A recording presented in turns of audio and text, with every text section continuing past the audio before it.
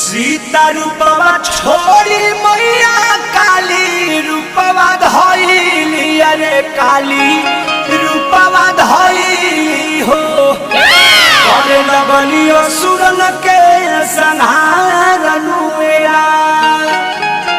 आए बाबूजी बोलो बालक